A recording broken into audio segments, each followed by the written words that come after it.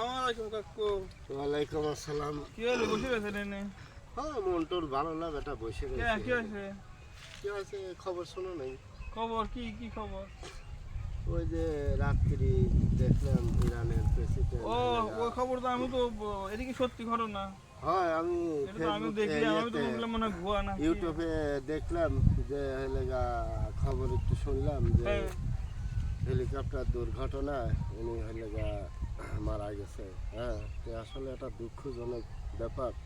ও তাহলে এটা সত্যি ঘটনা? হয়, ঘটনা সত্য। ইস, উনি অনেক খুব ভালো লোক ছিল গো। কারণ উনি একটা খুব ভালো লোক ছিল, কারণ সারা বিশ্বের লোক ওনাকে চিনত। উনি খুব পরেশগার লোক ছিল। তারপরে সবচেয়ে বড় কথা কি, উনি মুসলমানের একটা হাতিয়ার ছিল। হ্যাঁ হ্যাঁ, ওনার যে সাহস, যে কথা, ওনার মতো সাহসী লোক আর আছে কিনা সন্দেহ আছে। উনি মুসলমানের জন্য যে কাজগুলি করতেছিলেন, উনি কিভাবে মারা গেল আমাদের মাথায় আসলো না। কারণ মুসলমানের মনে করো কি যে একদিক ভেঙে গেছে, বুঝছো? হাত পাই তো ভেঙে গেল মুসলমানের। কারণ মুসলমানের পক্ষে যেই মনে করো যে কথা বলে, সেই মনে করো কি যে নাই হয়ে যায়। তো আল্লাহ পাক হয়তো ওনাকে এই পর্যন্ত হায়াত রাখছিল, যার কারণে উনি এই পর্যন্ত এসে লাস্টে শেষ বিদায় নিয়ে চলে গেল। তো আসলে এটা একটা খুব দুঃখজনক কথা। দুঃখজনক কথা। আমি তো এই সত্যি ঘটনা জানার জন্য লোক খুঁজতেছি, আমি তো জানিনি ফেসবুকে। আমিও রাত্রি হলে বিষয়টা দেখলাম খবরে, দেখে মনটা রাত্রিতে নিয়ে এখন পর্যন্ত খারাপ, বুঝছেন? ওই জন্যই মন খারাপ করে যাবে বসে হ্যাঁ, রয়েছে। কি যে একটা সমস্যা মনে করো।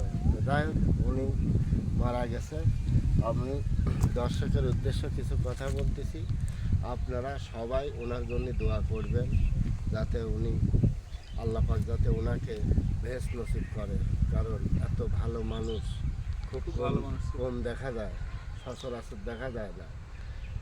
উনি তো আমাদের বাংলাদেশের না, উনি হলে ইয়েতে লোক।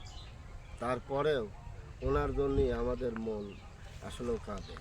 কারণ মুসলমানের পক্ষে কথা বলার লোক এই দুনিয়ায় খুব কম আছে। উনি একজন ছিল, একজন খুব সাহসী, সৎ সাহসী। তো যাই হোক, আল্লাহ পাক যেন ওনাকে বেহেশত নসিব করে। আর ফিলিস্তিনি সবাইকে যেন আল্লাহ পাক ইবাদত করে, আমরা এই দোয়াই করি। সবাই ভালো থাকবেন, সুস্থ থাকবেন। আল্লাহ হাফেজ।